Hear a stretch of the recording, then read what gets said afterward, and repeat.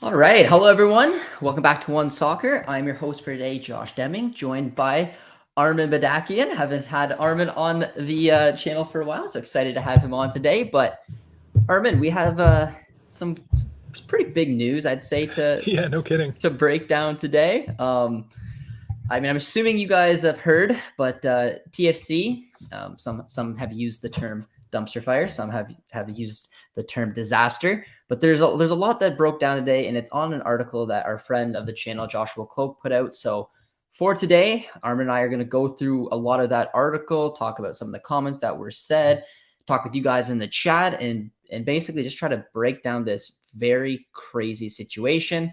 So we're just gonna simply start out with TFC this season. And Armin, I'll get you to come in here quickly and just tell me your, I guess, being liking TFC. I guess tell me your thoughts and opinions on the start to the season so far.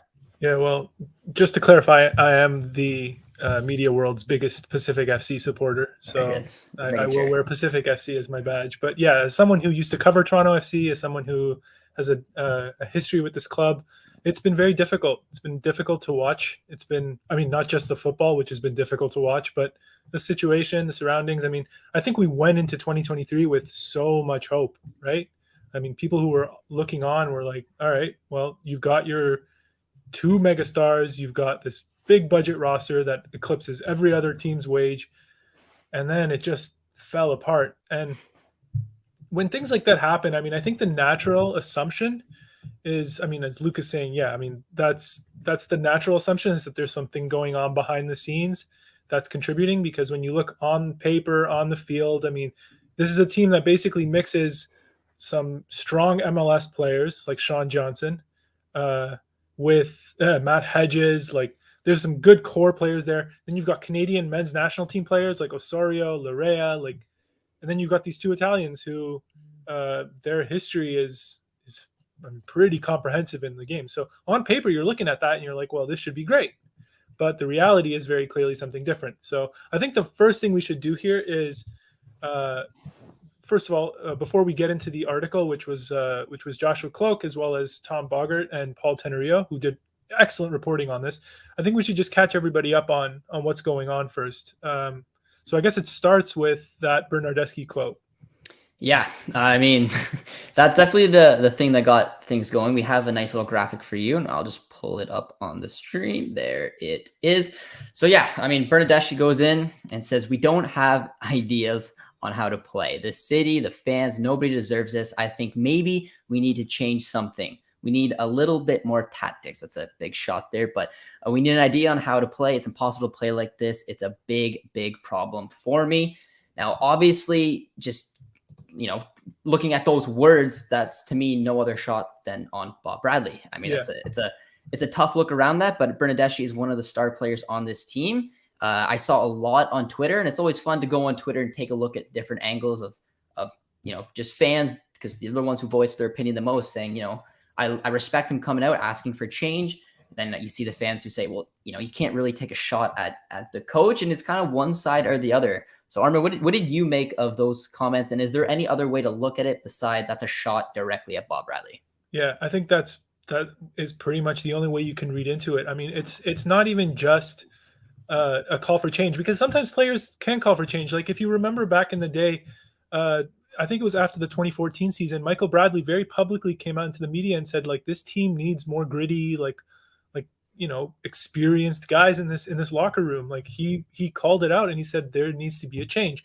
But I think the difference between calling for a change in that way and calling for a change in the way that Bernardeschi called it out is that when you identify things like, oh, we need tactical changes, and then the vague hints at, like, well, other things need to change too. And then he doubled down on it. John Molinaro did some excellent reporting the day after, or a couple days after, for TFC Republic. So shout out to John there on that, where he basically got a follow-up interview with Bernardeschi, which wasn't supposed to, like, there was no scheduled media for him. So, I mean, clearly Bernardeschi had a desire to get this message across. And then instead of even, like, pulling back a little, maybe after having some conversations with the club, I mean, the team took down the video of the press conference itself. So clearly Bernardeschi knew that, like, if I'm doubling down on this, I'm trying to get the statement out there. And then by doing that, he's basically reaffirmed to John Molinaro, like, no, there needs to be changes. Big things got to change here. So between all of that, I mean, I feel like you can't really read it any other way. I mean, chat, let us know, obviously, if there's any other opinions on that. But I feel like that's Bernardeschi calling it out and saying, we want a new coach. And then Joshua Kloke, gets into all of the other things that are going on behind the scenes, which we'll go over here as well. But yeah, I mean, the reaction to Bernardeschi's quote is also pretty much proof positive that that's exactly what it was, because this morning Michael Singh had some reporting as well. He did. And yeah, guys, anyone's in the chat, there's a lot to get down in this article. I was reading it as quick as I could before we went live here. I've seen most of it of Twitter day because, a lot of different quotes were taken. So Armin and I are going to do our best to go step by step. But yeah, I mean, the reaction to that, as Michael saying, as we got a nice little there we go. Okay. Bob Bradley made the decision. It was a coach's decision based on internal discussions that will see Federico Bernardeschi not in the squad for Toronto FC's match against DC United this weekend. His future at the club is apparently not in doubt, and the expectation is that he will be back in the mix next week. So, I mean, to me, I don't know what else Bradley could do, and I'm curious what the chat would think as well. But like, again, putting myself in Bob Bradley's shoes, I don't know how I would do it. I'm curious to see what people say, but it's like, one of your biggest players took a direct shot at you. And I feel like there's one of two ways to do it. It's either you throw a punch back, exactly what I would kind of, think that this is he benched him, is he's saying a statement and like, I'm the coach. I don't care how much we're paying you. You cannot say that to me. And this is the punishment. Or maybe there was the nonchalant kind of way of maybe hoping to brush it over. I don't know. What did you make of the reaction to that, Armin? Do you think it was the right call to bench Bernardeschi for this upcoming match? Well, I think Gareth said it on One Soccer Today last night as well, and he's absolutely right. Like, what else could Bob Bradley do there, right? I mean, Wheels was basically saying straight up, like, this is a situation where if Bob Bradley doesn't put his foot down, then who's running the team? As the head coach, as the manager, and not just the manager, but also a general manager of sorts, a sporting director of sorts. Like, he has to be the guy who has the say in the locker room. So, in a sense, like, TML over here saying not playing Bernardeschi is ridiculous because the team is so bad they can't afford to leave him out. I mean, there's a truth to that as well. I mean, like, you are benching one of your two best players, but that is a decision that has to be made. There's no way around it for Bob Bradley. And I mean, how will the player himself take it? That's the next big question. Is this is an opportunity, and it's almost like I compared it in my article to like a Jamie Tart situation where Bob Bradley, his biggest challenge was always going to be, how do you get these two players who are coming into your team in a very different expectation of what football is, and making them fit into this locker room, into the system, into this league. And it's clear that he hasn't done it. So this is the hard ass approach, I'd say. I mean, you have to take that stance. There's nothing you can do. You can't just let it slide. And also, this club has shown in the past that they'll let things slide, and it's not always for the best. I mean, Josie Altidore came out and had some comments about the way that Toronto FC was going right before he left, and they had suspended him, but then he came back into the mix, like, with very little repercussion. So I think from that perspective, Gareth did kind of hit the nail on the head. You don't really have a choice if you're Bob Bradley. But I also think that in that episode of One Soccer Today, Oliver has a really good point as well, which is that, I mean, even if this is how you wanted to do it, Bob Bradley came out and actually put out a media statement without a media press call today, basically explaining the situation. And there is two different ways you can handle that situation. I think you can either do what they did, which is to air out all your dirty laundry, or you appear softer in public, but you're stern behind the scenes. And so that's the balance. That's the dynamic here. Michael Pierce here saying that Bob must feel really secure about his job, safe about his job. Like, at this point, I mean, he's sort of gone through that road. He's decided, like, this is the direction we're going to take. If these guys are going to be publicly calling out my tactics or my managerial style, then I have to publicly put them in their place as well. So any sort of peaceful resolution to this, I think, is now a little far gone. They've chosen their path, and as Kloke is going to show us, there's a lot more behind the scenes too. There is, and like we said with the comments, there's no, like, you see players who are frustrated, being like, the guy's got to try harder. Like there's different ways to point the blame. It wasn't, luck was on our side, but it was a direct shot. And I found it very interesting on Twitter today because I wish I found the tweet, but I've seen multiple season ticket holders and different fans putting tweets like this.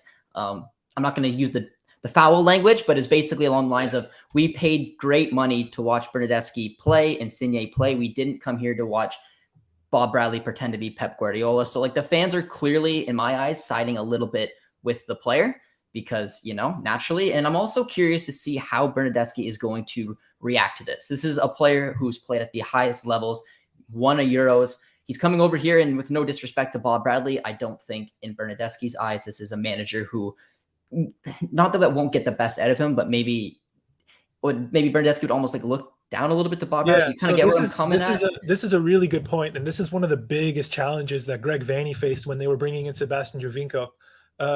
And this is not just a Toronto problem. This is a problem across the league, and this is a thing that most of these kind of American coaches have to face when they sign these big name players in Europe. It's kind of this situation where you need to be the biggest dog in the locker room because these guys will size each other up right away. And if you're coming into this team, into this locker room, making millions of dollars and significantly more than all of your teammates, there's also this expectation that you're the big dog on campus in that sense. So this is a problem that permeates outside of Major League Soccer too. Like if you look at Real Madrid, they didn't have a lot of success under certain coaches. And then they brought in Zinedine Zidane, who basically walks into that locker room and is like, anything you guys have done, I've done it twice as much and twice as good. So yeah, it's why they think Zidane would be good at PSG. Like, you know, I get what you're saying. Yeah. So this is like one of those situations where Bob Bradley, I mean, he probably comes into that locker room. Results aren't great right away. And this was something that I kind of pondered in my own article on this was, I'm sure when they were sat down with their agents and they were talking about, you know, negotiating to come join Toronto FC, that the imagery that was used to bring them in was all those 2017, 2018 pictures and videos and the packed stadium and the really strong football, like taking it to Liga MX sides. Like that Toronto FC team was great, but that's not this team at all. Yeah. So, I mean, Bob Bradley's biggest challenge was not just getting these guys on board, but keeping them like kind of believing. It is very Ted Lasso-esque in that sense. Like you are dealing with superstars who already don't have a tremendous amount of like patience, or at least the capacity for patience with you. And if things don't go well, like they didn't over the last year, then, I mean, you kind of lose the room. So we'll get into Kloke's article again where we talk about this. I think we should dive in because a lot of what we're talking about gets explained a little further. I want to jump quickly. And Armin put out a nice like format for us to follow. I'm going to skip over one because I just want to, someone asked it already. I want to go over to Pirlo because we're already talking about, you know, managers who might demand respect. I'm not saying Pirlo is the most decorated manager there is out there. And funny enough, a few weeks ago, I think I saw a few tweets going around that Pirlo could be a fit at TFC. And I don't know if that was someone who had sources, but it came out in this article. So I just want to throw this name out there because Pirlo, again, funny enough, just got released from his contract in Turkey. Mm-hmm. He is a decorated Italian player. He did manage Juventus, so he does have some decent managerial experience. Could a manager like a Pirlo, who apparently TFC did want to bring in, be someone that, again, Bernardeschi or Insigne know, respect, and whether he's the perfect fit, he might be a guy who could come in here and just kind of, you know, at least get the respect of the star players. Plus, he's got MLS experience playing for NYCFC. Yeah, 100%. I mean, this is a guy who, like you said, knows MLS and knows how to manage, and he's managed at Juventus. I think he's an interesting name, that's for sure. I mean, it's sort of like the Zidane thing where he'll walk into a TFC locker room and he'll basically command that room. No one can say anything to him. I mean, Insigne, Bernardeschi, like they can't look at Pirlo and say, well, you don't know what you're talking about, because, I mean, is there an Italian footballer who knows more than when it comes to tactics and changes than Pirlo? So, I mean, if I'm going to go full tinfoil hat, I mean, you could even make the argument that like this was coordinated, but I'm not going to make that. I'm not going to make that claim. I just like think it's Pirlo calling up his former teammates and being like, "Yo, guys, is there a chance for me to come to Toronto?" Or, I read an article a while back after, because I thought Pirlo's 1 year spell with Juventus was relatively successful, given the fact that that team had a lot of turnover, and Pirlo got them into the Champions League, won the Coppa Italia, and then he went a year without a club, and then he wanted to manage so badly that he went to Turkey at a mid-table club, not even like a Galatasaray. So Pirlo is someone who definitely is interested in coaching, and I just think it's crazy. well, actually, I shouldn't say it's crazy. I mean, it's interesting to me that Pirlo was one of the options at the time, which, like I said, I think makes sense and probably in hindsight would have been the better option.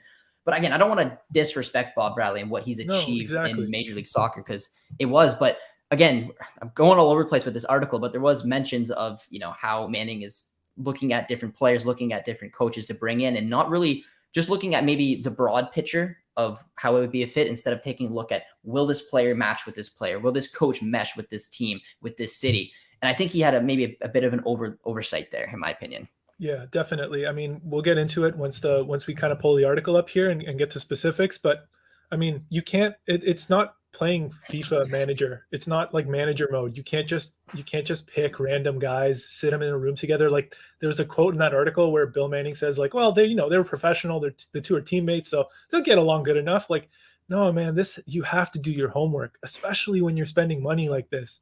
Like, Transfer Mark doesn't do it. That's not the that's not the way to no, go. man, you can't use Wikipedia, you can't use Transfer Market. You got to have like a few rounds of interviews with these guys. You have to just ask them straight up, like, can you play? Like the other thing that hasn't really come out is, how forthcoming and honest maybe the players were about the situation. Like if Insigne and Bernardeschi don't like each other, they're not going to say it when there's like millions of dollars on the table. So it's also very easy to get around that and be like, yeah, we can work together. But then when things get rough, they'll, cooler heads don't always prevail. So whether the two can work together or not, whether they can, like, I don't want to be too sympathetic about the situation, because I think Bill Manning's quote about how he built the team only looks bad because results are horrible, but also like it's such an extreme version of this that it's almost like the hubris of it made it almost like legitimate. Like this is not a quote that you can make when you're signing like a couple young South American DPs and being like, yeah, this should work, right? But when you're spending like $25 million compared to the rest of the league, like I almost don't blame him for thinking it's that simple, because shouldn't it be? And the fact that it isn't is the reality check that everybody in that organization is now facing. I just think that this is a very different quote if the salary is like $8 million a year as opposed to 25. Yeah, no, I 100% agree. And I mean, I remember back to when Insigne and Bernardeschi did get signed, and the TFC fans were ecstatic. And I remember they were so excited that it didn't matter that season was basically falling off a cliff, because we're getting two absolute studs coming in that will turn it around. And it was almost like an excuse to let that season fall out. And obviously TFC had a very poor season last campaign, and then this campaign has started, and it just seems worse. I don't know how you recover from something like this. And I mean, there's been plenty of examples all around football, many different leagues, of a player and a manager going toe to toe. And I'm going to say 9 times out of 10, it ends with one of the two leaving. Yeah. So, well, I mean, this is like one of those situations where it's like the worst case scenario, because you're also talking about two guys who are making the kinds of salaries that very few other teams can pick up. Oh yeah. I mean, yeah. Lorenzo Insigne, absolutely not. You can't trade him because no one wants him unless you're going to eat like more than half his salary. And then even then you're asking for a team to take on like $4 million a year. So I don't think Insigne has that value. Maybe you could sell Bernardeschi to a European club because you got him on a free transfer anyways. But wouldn't you think that it's Bradley though? Like that's the obvious out. Because... And then that's the other situation is isn't it just easier to move on from the manager? And that's where Joshua Kloke's article explores like the divide within that locker room, which is, these guys seem committed. They seem like they want things to work out. I mean, if I'm Bernardeschi or Insigne, and putting aside any kind of personal issues they have with each other, or the little ego games about like who's making more or who's got an OVO collaboration, like who's Drake. like those things happen. Like that just kind of happens when you're dealing with superstars. But no, the bigger issue is, that they do want change, that they are kind of pulling their weight around and asking for things to get better. Because frankly, if they didn't like care, if they didn't give two shits about anything, then they could literally just be like, well, whatever, who cares? I'm here to collect a salary. I don't really care about winning. So the only encouraging thing out of this is the fact that they are calling for change because they want to do well. Yep, they're sitting dead last in the East right now. 13 points, 2 wins, 7 draws, 5 losses. But I'm going to make a little segue here. I think this is where you want to go next, Armin. And let's do it. I'm going to go towards like the TFC was called the worst environment, it's effed situation. Yep. And I'm going to start off with the fact that simply it's Toronto. I don't know if that's the greatest example, but we know how the Toronto sports media can be on different organizations, basketball, baseball, hockey. Now I believe in the article, it didn't say exactly who obviously said it's effed, but they said that, No, it was like an anonymous source yeah. who spoke under condition of anonymity, which honestly, it's not going to be hard to find people who are not happy with the organization. I mean, that's also the case for every team. It's not a uniquely Toronto FC issue. You can always find people to talk shit about the former teams. Like that's, yeah. But the bigger issue there is, I think, the idea that the locker room isn't united, that they're not pulling together. And then it goes further into the article. You'll see like there's instances where they talk about, Michael Bradley's role, and that plays its part. I mean, I think the only thing that's very, very obvious here is that this is not a united locker room. No. Well, do you want to start? I think we should start with the Michael Bradley one, because sure. From one of my takeaways that I read from that article, that was one of the biggest ones, because I always was curious about what like a father-son dynamic would be in professional sports, because I'm sure that there's plenty in the chat here, maybe Armin, you as well, but I've played in plenty of sports teams where a dad was the coach, and there's always in the back of your mind is like, how is this going to affect that kid, that son? And Michael Bradley, I don't want to take anything away from him, because he's had a very decorated career as well, but he's at the tail end of it now. And to hear the fact that players are in the locker room tiptoeing around because they're afraid to say something that will get back, that kind of just doesn't really give a nice feel to the locker room. I mean, I don't know. I mean, when Bradley got hired on, I thought that immediately could be an issue, but I thought because these are adults and this is a professional team, a professional league, that maybe that wouldn't have been an issue. But am I wrong? Yeah. No, I think it's definitely something that's on everybody's mind. Like I think you'd be foolish to approach that situation and be like, oh no, that's not going to be anything that anybody talks about. Like, of course it will be something that's in the back of everybody's mind. And the hope is in that situation that because everyone is very professional, and that because there's a history of both of them being successful in MLS, let's say, that they can carry on their business and things will gel. But clearly that's not happened here. And it's one of those situations now where you kind of have to look at it and be like, man, you can't really have a captain be the son of the coach, because if most of the team is, or if a significant portion of the team is facing or has issues with the coach, then you can't even trust your captain anymore. And just like Ice Cream King says, it also puts Michael into like an embarrassing situation for himself, because I'm sure Michael wants to help unite that locker room, but it's difficult when the person that they're all talking about is his father, who he has a implicit relationship with beyond anything that's happening in that locker room. So, I mean, I feel out of all of the people that are involved in this situation, I think the person who deserved this the least is Michael Bradley, who, from my own personal experiences with him and knowing the kind of person he is, Michael Bradley saved this organization in 2014. I mean, he literally came in and pulled everybody together and said, we are going to build something special here. And obviously, Tim Bezbachenko, Greg Vanney, they all deserve a tremendous amount of credit for that as well. But for 4 or 5 years, Michael Bradley carried a lot of this team on his shoulders. And now he's in an impossible situation. He's in a situation where nothing he does will win. And it's not about getting on the good side of the Italians, because don't forget, like, Michael Bradley is not a nobody player either. I mean, the guy balled in Serie A for a few years too. So, I mean, it's a tough situation to be in, man. There's no getting around it. And it's also one of those, in the article, it mentions like he carpools with his dad a few times to from training, and which doesn't sound weird, like that, but like I get you. And I'm just picturing, again, this is pure speculation, just me trying to put myself in Michael's position. But it's like, if you hear something in the locker room and maybe it's directly related to your dad, to the coach, and you're the captain, it's awkward, because like you want to probably say something, be like, hey, Dad, Bob, there's an issue going on here. We need to maybe try to fix this and try to make things better. But then it comes back to the fact that, that comes out that maybe private conversation or whatever got to the coach, which then got back. And it's just like, I get what you're saying. That's the hard part, is he has to navigate trust, and trust is the most important currency in a soccer locker room. I mean, if you don't have trust with your captain, if you don't have trust amongst your teammates, like things divide, there's cliques that form. That the culture of, secrecy starts to settle in, and you don't want that. You want open and honest communication amongst yourselves, because it's the only way that things improve. Is like acknowledgement is the first step towards progress.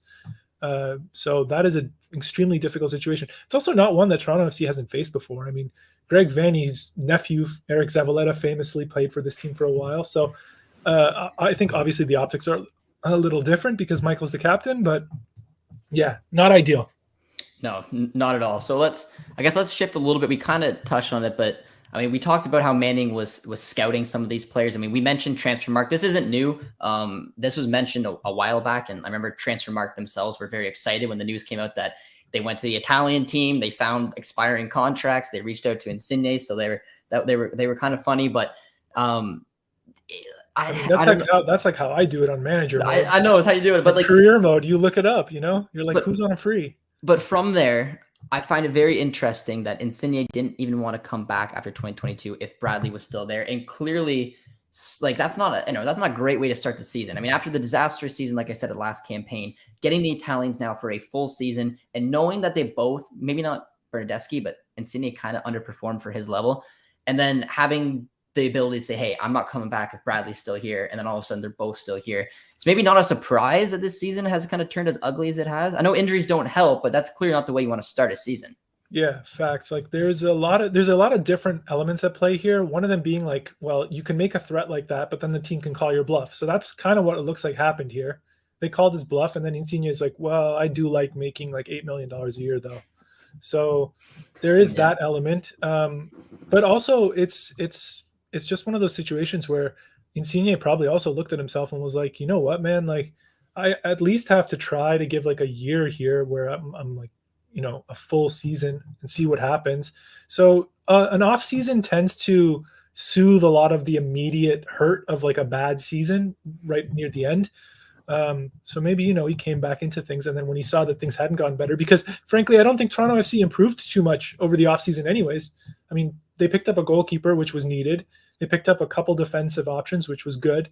But I mean, that striker position, like the guys who are supposed to play around the two Italians haven't really, like there's no real amazing number 10 unless you're going to push Osario there.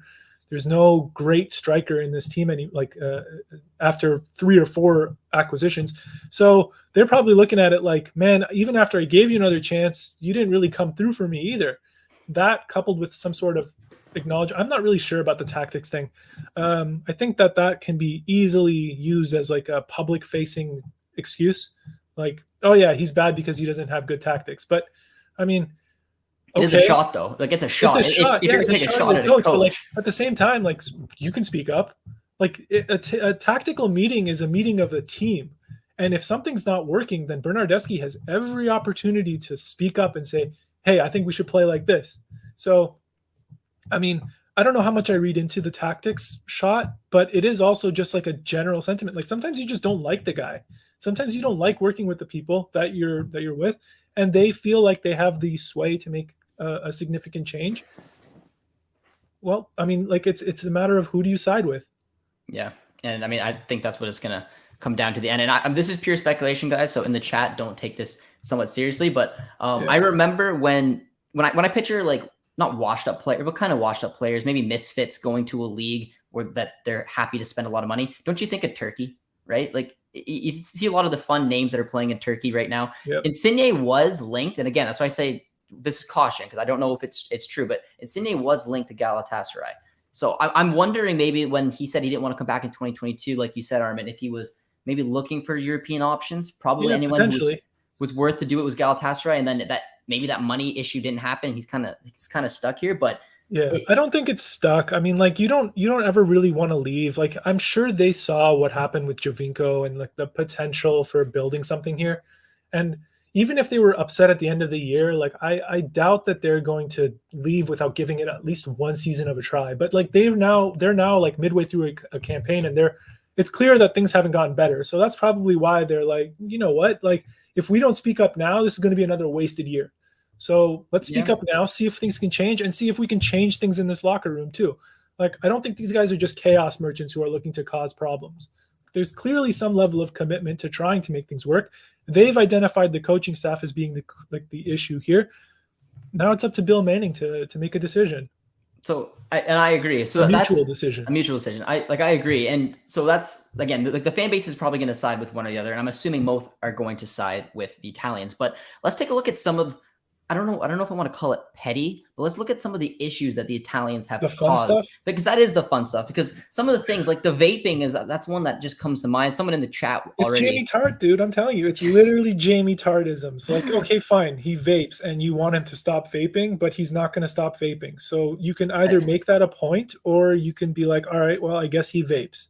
But you can vape as long as he's scoring goals, Yeah. as long as he's getting assists. I don't care what Bernardeschi smokes as long as he's performing. I mean, that's not true. Like, we don't need a Rob Ford scandal here. No, I get what you're saying. I mean, there's been plenty of players who've had, like Wojtek Szczesny's known for smoking in the change room. He's a keeper. Brozovic, and there's a nice picture of him with a beer and a cigarette. Like but it's more about the respect. Yes. So it's more about undermining authority. So it's like a situation. It's not really about the vaping. It's more about the fact that, like, his coaching staff, his leadership, the people who are supposed to have authority have asked him not to, and he's reportedly continually basically ignored that.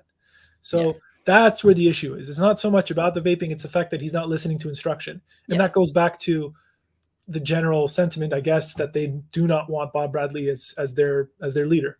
But it just kind of seems like common sense, like to not, like, at the professional athlete, there is a level of pettiness. Yeah, I know. Right. That's what I was thinking. That's going to lead into, I think, another, in my opinion, even more petty. Because again, the vaping thing, you can take it of what you will, like, you know, if he's a smoker or whatever, but it is disrespectful. This other one right here, that Bernardeschi was angry that Insigne was the captain and he didn't show up for training. Like, Bernardeschi cannot act like that in my eyes. Like, if you're, like, again, I think that comes down to pettiness. If you're that angry that, you know, a teammate of yours was given the armband and you weren't, that you're just not going to show up for training. Like, I'm not trying to tie things together, and I'm not trying to take the side of an Italian versus Bob Bradley, but these are issues of, again, in my eyes, like teenagers, like doing stuff like that, like not professional athletes. Well, I guess for Bob Bradley's perspective, like, I'm trying to put myself in his shoes. So if you know that the two don't necessarily get along, you kind of do have to try to salvage the situation from the player that you think is most committed to the team, let's say, or the one that you think you can get the most out of.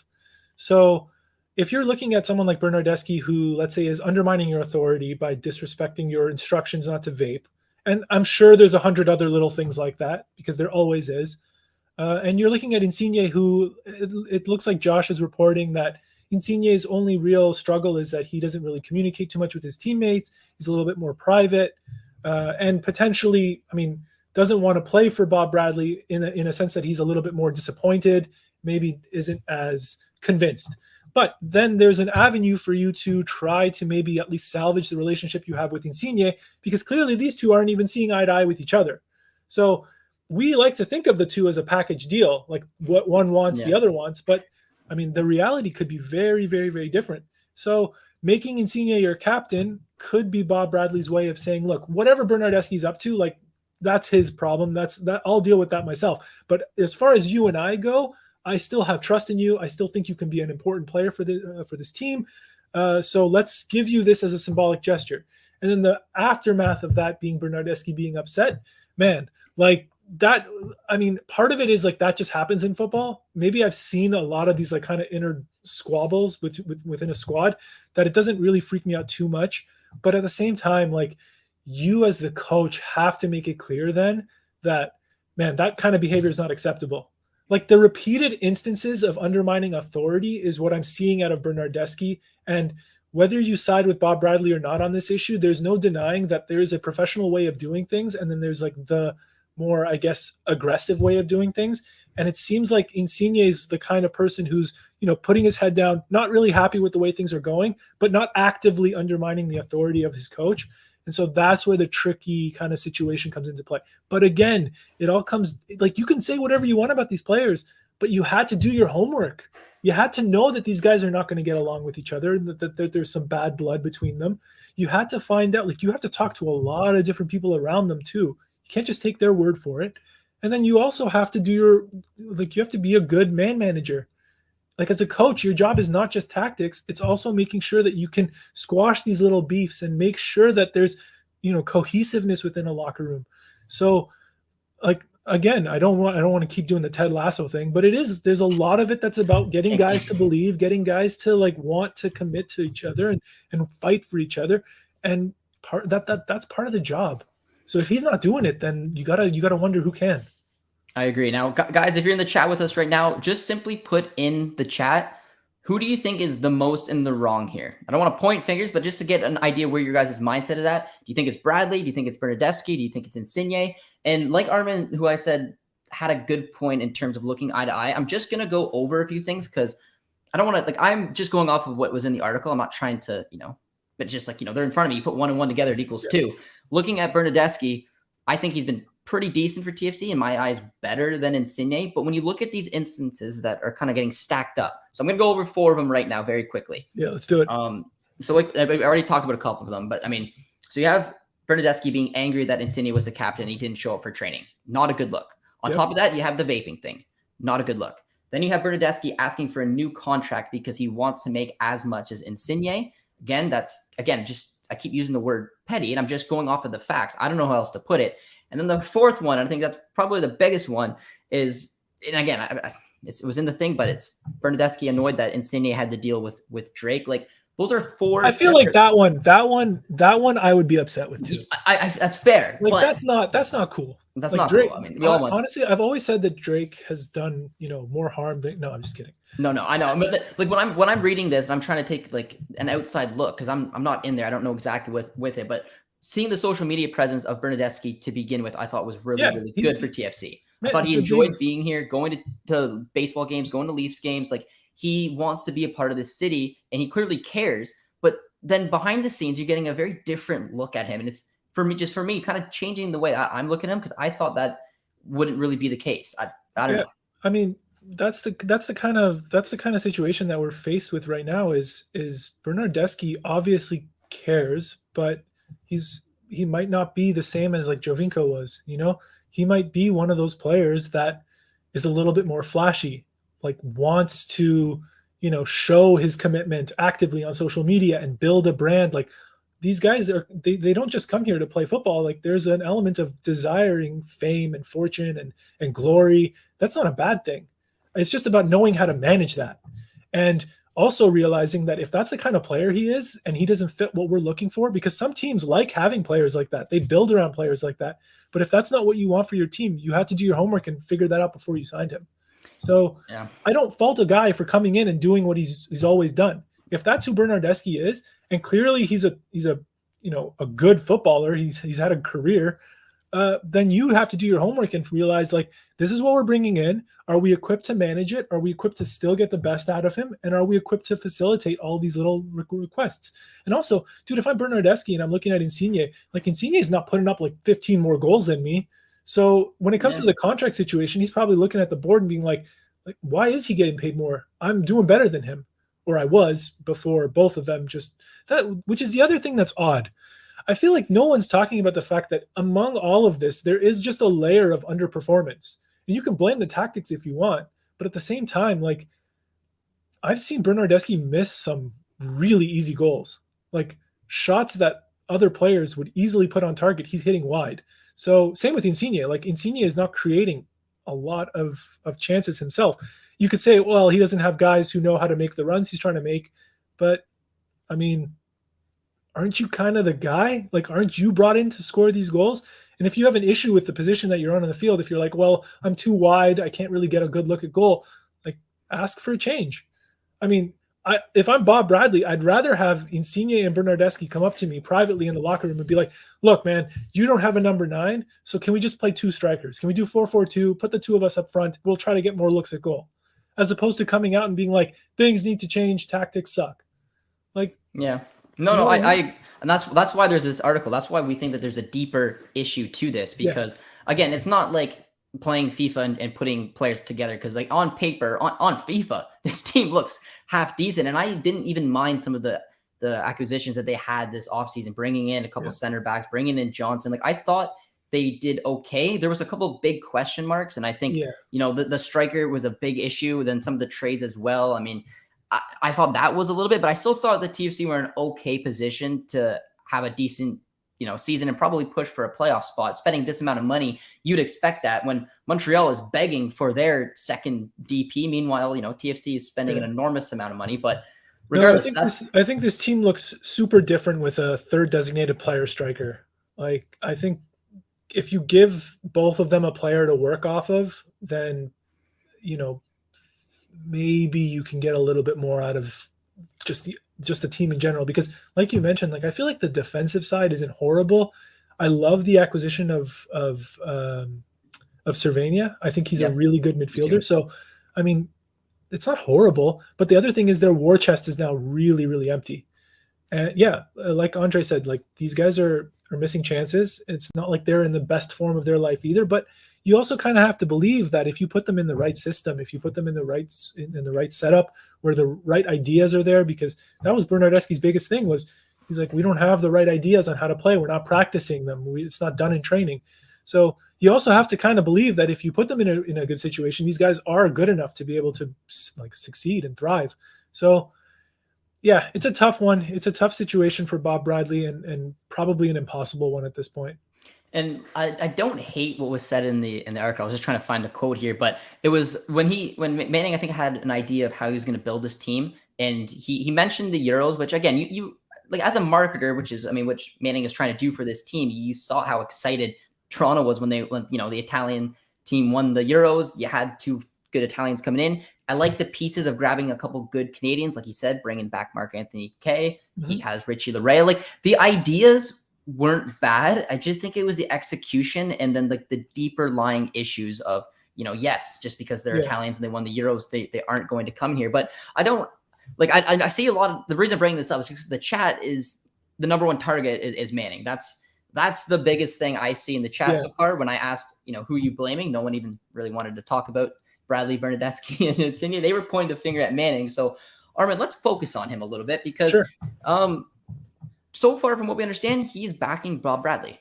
What do you think that says around Manning? And do you think that potentially could change? Well, I think he kind of has to back he kind of has to back Bob Bradley because it's his pick, and he's sort of the architect of this team. There were some reports that people think that Bill is a little bit too simplistic in his thinking in terms of always choosing the easiest solution to things. I don't know if necessarily that's the case, but I think the biggest thing with Bill Manning is when you take a huge risk, there's a huge consequence if it doesn't pay off. And that's what he's sort of facing right now is the idea that I've now asked the MLSE board to invest more in these two players than not only we've ever invested, but any other MLS team has ever invested in bringing on, talent. So big risk, big reward, but also big consequences for failure. And I think that's where he's sort of at right now. Yeah, I agree. I'm just kind of at a loss. It's a situation where no one okay, fine. Let's say Bill Manning and Bob Bradley go, right? I mean, we've seen a total overhaul before at TFC. President, coach, everybody just taken out the board. What are you really left with? I mean, your war chest in terms of tradable assets is pretty thin. You've already sort of exhausted all of the parts of your team that you could trade away without severely, ruining your lineup. So you don't really have a deep bench of talent that you can tap into. I don't know what their allocation money situation is, but I can imagine that if you're paying Richie Laryea and Jonathan Osorio as a kind of a designated player somehow, the allocation money must be tied up as well. I doubt they're sitting on a big amount. Otherwise, genuinely, I think they would be using it. So if you assume the allocation funds are near max or, there's not a significant amount left, and you're also looking at the tradable assets within the squad and you're like, well, there's not much that we can afford to lose. Even if you bring in Andrea Pirlo and sign some other president, it's tough to kind of figure out a way out of this. What is the route to finding it? You kind of need to find a good, cheap option that overperforms relative to expectations. And that level of pressure is a lot to put on a guy who, if you're using Tam to bring him in, dude, often these guys are young kids who are clearly very talented coming out of let's say, Argentina, Brazil, Colombia, wherever. But I mean, is that who you're banking on? Or Or is this also a situation where, I mean, you don't want to think about stuff like this, but you can also say, like, are Insigne and Bernardeschi deliberately underperforming? Like, as I mean, people don't want to acknowledge it, but sometimes that happens. Like, man, if you don't like your boss, you're not going to do like a good job.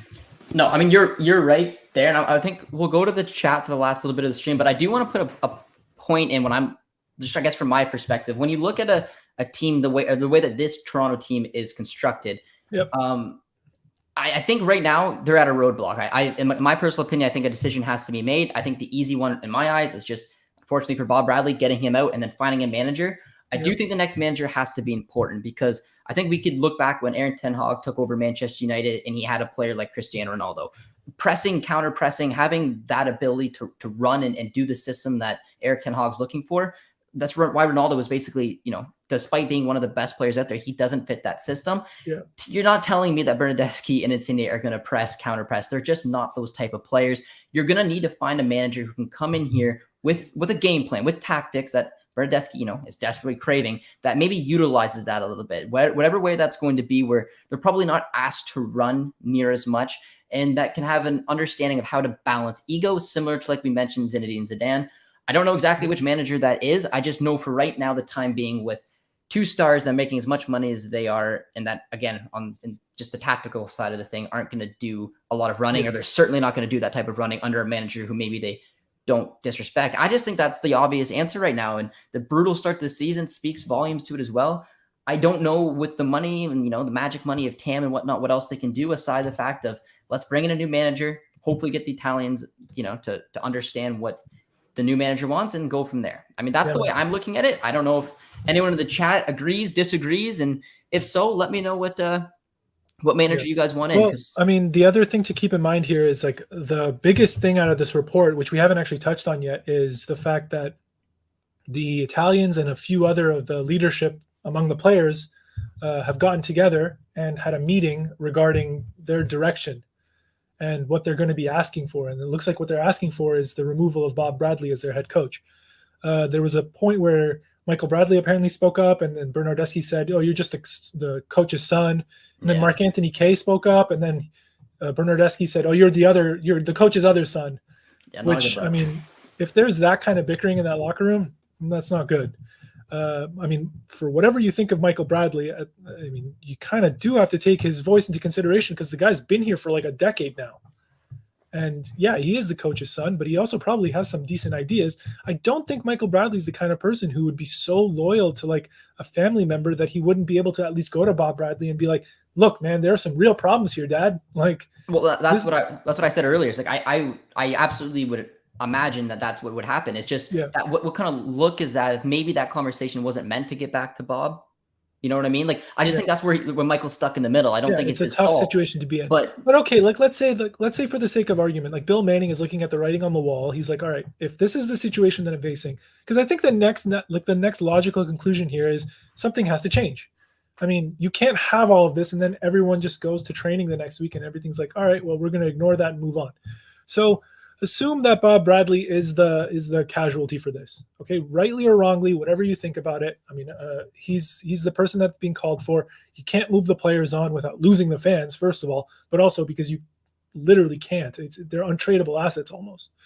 So Bob Bradley goes, and let's say you bring in Andrea Pirlo, which I think is a shout, right? He sort of fits the criteria for what you're looking for, which is a manager who commands respect right away, who knows MLS, who has some managerial experience, and is available. And hungry. I would say that's important. Hungry. Like, he wants to prove himself. Yeah, he wants to prove himself too. Really good point. So let's say you bring in Pirlo. So Pirlo will not be able to make wide sweeping changes at the team this year.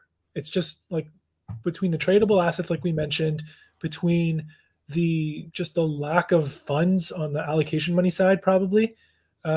And also, if Jonathan Osorio is a designated player, if they're thinking about re-signing Richie Larea, it's going to be an extremely difficult situation to get out of. Gattuso would be a better... It's Italian. He coached at Napoli. Yeah, regardless. An Italian coach. The manager doesn't have to be Italian, but it will definitely help if he is. And can speak English also. Fact. So like, let's say for the sake of this, Pirlo is the guy. He fits all the criteria. Doesn't have too much to change. So Pirlo's biggest challenge is going to be, how do I get the most out of this locker room? You know? So right away, whatever Michael Bradley was, he no longer has to be. So you freed Michael Bradley of having to be the intermediary between two parties who don't get along. So at the very least, I mean, yeah, he's slower than he was, but Michael Bradley is still a MLS midfielder. Like, he could fit into half of the teams in this league. You'd be slow. You'd have to probably, have like a contingency plan, but he's still capable of playing in this league. So at the very least, you've got Michael Bradley back in the mix as a locker room guy, if he can restore trust, which would be difficult, but it's something that he can work towards. Then your next biggest issue is tactics. Okay, so as far as Italian style calcio tactics go, will it work in MLS? Probably not. I mean, the physicality of this league alone completely trumps any sort of, mastermind thinking that you're craving if you're Bernardeschi. But at the very least, if the players have some belief in you, if there's some confidence back in that locker room, and if you can maybe even string together a couple good results against some good teams in a row, yeah, maybe TFC salvages something out of the season.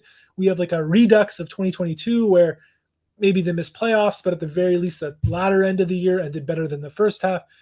And then the other thing to keep in mind here is, like, Toronto FC has also got a couple really good young Canadians, like Jaquil Marshall-Ruddy, DeAndre Kerr, these guys who, they don't want their careers to go sideways here too. So you can really call on your young guys to step up and be hungry and lead. Even as youngsters, they can lead by an example. And if Bernardeschi stops vaping because Pirlo tells him not to, even though Pirlo is a notorious smoker himself, if I'm not wrong.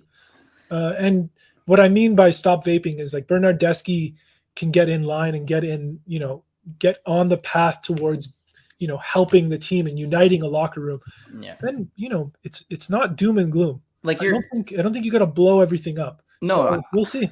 I think you're painting a good picture, and saw a couple of TFC reporters talking about, like, the Pirlo rumor. I think it was a couple of weeks ago when it originally came up, and I think they were just saying like no, but regardless whether it's Pirlo or not, like, I think Pirlo could work for those reasons. I just think that it's at the point where, like you said, Armin, everything you just said, I agree. I tend to agree with. It's just the fact that you need someone that you can respect. You will never play well at this point under Bob Bradley if you do not respect him.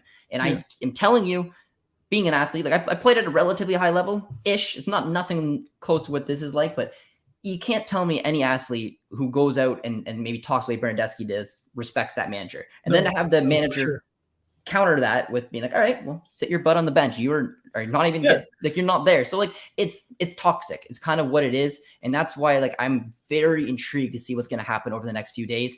And the reason that the Pirlo thing's coming up, whether you believe he's perfect for TFC or not, there's clear connections there. Everything we just said. And that tweets that was coming out a few weeks ago. Yep. I don't even think that Kloke's article obviously wasn't out. So I don't know who all knew that Pirlo was up for, like, against Bradley for this job.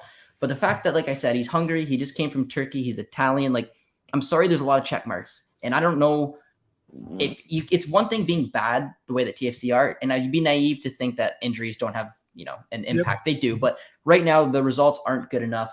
And the feel-good factor is not there. There's nothing to grab onto. So at least maybe removing Bradley and putting in someone, whether it's Pirlo or not, try to get that feel-good factor back. And hopefully injuries start turning around and this team can try to do something, because I don't think sticking with this plan right now with Bradley and the Italians is going to be good long-term. Yeah, I think if you're Bill Manning, I mean, at this point, you definitely have to at least call Pirlo because he's available. I mean, simply put, convincing him to come join this project will be difficult because, like you mentioned, Andrea's got his own ambitions and maybe joining TFC isn't the best situation for him. Well, I'll just quickly say he did finish 9th in the Turkish league. So I don't know who's coming calling for him, but true. But again, I think he did a good job with that Juve under the circumstances. But the thing is, like, if you're in a bad, like, let's say you're an actor and your movie just bombed, your next one can't be a bomb too. That's true. I mean, that's true. So, I get what you're saying. Yeah. I mean, I don't think convincing him will be too difficult in terms of what's the word I'm looking for here? Ambition. Yeah, nothing else. But I think just the act of getting somebody like a Zidane into a Real Madrid locker room, getting Pirlo into TFC's locker room where he can look at everybody in the room and be like, "You think you are footballers? All right, buds. Like everyone sit down." No, I mean, That will go a long way to curbing anything. Then the other thing you kind of, I mean, I don't know why we haven't talked about this, but Pirlo also has to get Bernardeschi and Insigne to like each other, or at least not like each other, but at least be willing to work with one another. This is the thing. At the very end of the article as well, it said that despite the differences and I guess maybe the pettiness between Bernardeschi and Insigne, it seems that they are united right now, and that united front is getting rid of Bob Bradley, right? Like that was the end of the Okay, so yeah, I think that's definitely a like a positive. But let's get some thoughts from chat, because I feel like you and I have talked a lot, but these guys have some really good ideas. Like Vince over here says, this is Bobby Smirniotis erasure. I mean, isn't it kind of? I mean, if you didn't get that Montreal job, I just feel like it'd be difficult for Bobby. I think Bobby deserves a shout in Major League Soccer. I don't know. I don't know when. Maybe they could use a CPL loan. Yeah, head over to Hamilton. Let them know what the other half looks like. Yeah. Yeah, I think they would. The other thing to keep in mind is, like injuries are a big concern. Yeah. And they haven't been lucky in that regard. But I feel like this is something that I've seen so much with this team is like, I wonder who's like managing the medical side of things, because between Josie's hamstring every 3 seconds and like, that's a deeper dive, something that I'm not quite up to speed with how to talk about, but it's true. I mean, I remember Borussia Dortmund for years had horrible injury concerns, and it came to the point where people were saying, you need to take a look at your medical staff. Something's not right here. But I mean, I don't think that's nor here nor there. We don't quite know, but injuries definitely were a bit of a concern. Yeah. Tech with Tony says they need to fire the head coach. So here's what he thinks will happen. They will lose on Saturday with no Bernardeschi. Then they'll fire the coach, and then they part ways with Michael Bradley. I think you mean Bob Bradley, but no. They will fire the coach and then also Michael Bradley. I don't know if you have to get rid of Michael Bradley, but it will be difficult for Michael to kind of regain any sort of trust within his locker room, within his teammates, if that trust has already been broken. I don't think it is, though. I think Michael's the kind of guy who, like, even if things haven't gone great, under a new coach, he'll put his head down. He'll work really, really hard. He'll continue to lead by example. He'll continue to be an amazing mentor for young players and for the staff, because something that people don't realize about Michael Bradley is like he deeply cares about everybody in that organization. He's an assistant coach right now. Well, that was the accusation. The accusation was that he was an assistant coach. So fine. I mean, if we're going to do the Ted Lasso-isms, do you really want to get rid of your Roy Kent? Like, I wouldn't want to. Well, I think you're right, Army. You said it earlier in the stream. I think, again, just the removal of Bob Bradley will take a lot of pressure off of Michael. He won't be put in those situations, period. Whether he performs on the pitch or not, he can, just do his day by day, try to help the youngsters, the Kerrs of TFC and whatnot. But it's just, I don't know, it's just a scenario. The more we talk about it, because we've been talking about it for basically an hour, I don't see a situation other than Bob Bradley. And we can speculate who can come in. Yeah, but for me, I like the Pirlo. I'm talking that up. I think that makes sense. It does feel like the inevitable finale of like a game of chess. Bernardeschi's move was maybe not a checkmate, but definitely like a check. So it puts Bob Bradley in a bad position. And now he has to overwhelm, but maybe lose some pieces along the way that are really important. It just depends on who's playing a better long game. Well, and again, I saw multiple screenshots today because I just went to like TFC on Twitter and was creeping it, and I'm seeing like season ticket holders are saying I'm revoking, I'm selling, I'm not coming. This isn't what I want to do. Blah blah blah. But yeah. The other thing to keep in mind is we probably haven't heard the last of it. Like this is not everything. I mean, I know of particular friction points of my own that I can't quite report on. But there are other areas where things will eventually come out, I think. And when they do, like there'll be some stuff about Jovinko, I think, at some point. That's all I can really say on it. But yeah, there are other elements at play here. I mean, I can't say too much because I don't want to put out information that I haven't double sourced at the very least. But I think that we have only seen maybe 60 to 70% of what's going on. When that comes out, there'll be another wave of speculation, but I think by the time that even comes out, probably change will already have come to Toronto FC anyways, so it won't really matter. Yeah, that's fair. I think we've pretty much covered everything, though, for today. Yeah, that's just wild. The amount that was in that article is wild. If you're a TFC fan... and shout outs to Josh Kloke and Tom Boggart and Paul Tenerio for some excellent reporting. Like, as usual, The Athletic just kills it. if you guys haven't subscribed to The Athletic yet, I think they have like a sale going on right now where it's like 50 cents a week. It's a great value for money. It supports local journalism. It supports soccer journalism in North America. So, I mean, you guys are already here because you're one soccer fans in some way. I know you guys love to support. Maybe consider, giving Josh Kloke and his crew some of your support as well, because they really do some excellent reporting. They did. Well said, Armin, and it gave us a whole hour plus to talk about. A lot of really good tidbits sure. of information in there as well, really good sources. So with that being said, guys, I really hope you guys enjoyed this stream. Armin, appreciate you coming on. It was a lot of fun. I see the passion in the chat as well. And I guess keep an eye on TFC this weekend and see what's to come. Because, yeah, like you said, Armin, this story is far from over. But we will be here covering it along the way. But before we wrap up, can we please get a happy birthday for Josh Deming in the chat? Because it is Josh's 27th birthday. 27, right? 27, yeah. 27th birthday. So guy. happy birthday, my guy. You keep killing it here on One Soccer, and we could not be more proud of you. Oh, I appreciate it. Hopefully, there's a lot of winning coming up for Canada, because that's what I'm really, just getting anticipated about is the CONCACAF Nations League, getting really, really excited. But yeah, I mean, I appreciate it. Love working here, and appreciate you guys all tuning in. All right. Be sure to drop a like, guys, on your way out. I appreciate all the happy birthdays. Yes, 27, I know, old. But until then, drop a like, drop a sub, and we'll see you guys soon. Cheers, friends.